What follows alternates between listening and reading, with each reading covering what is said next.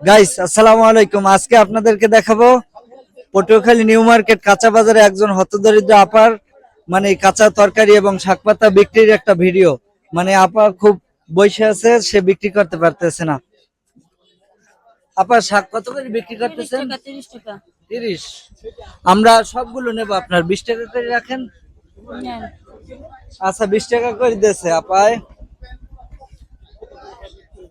এই যে কয় মুঠা আছে এই জায়গায়? কয় মুঠা আছে? 6 মুঠা।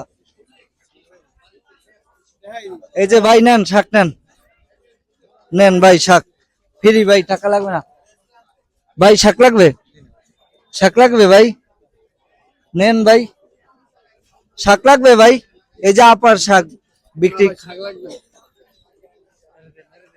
লাগবে ভাই, শাক লাগবে, নেন। আপা বিক্রি করতে পারতেছে না, নেন ভাই। আরে টাকা লাগবে না ভাই, নেন এই নেন। জি ধন্যবাদ। নেন আপার শাকটা বিক্রি করে দিতেছি।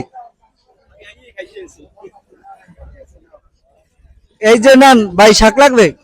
এই যে আপার শাকটা বিক্রি করে দিতেছি, নেন একটু। ধন্যবাদ ভাই, টাকা লাগবে না ভাই। আরে ভাই সমস্যা নেই, আমার পক্ষ থেকে গিফট আপনার জন্য ভাই, নেন।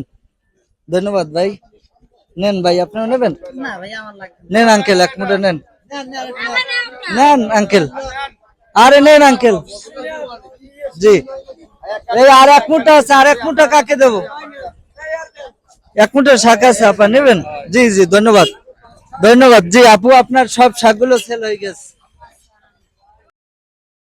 যে আপনারা এইরকম হতদরিদ্র ভ্রাম্যমাণ দোকান থেকে কিনবেন, সুপার শপ থেকে না কিনে, কারণ এরা দরিদ্রতার পথ থেকে উঠে এসে এই ব্যবসায় নামে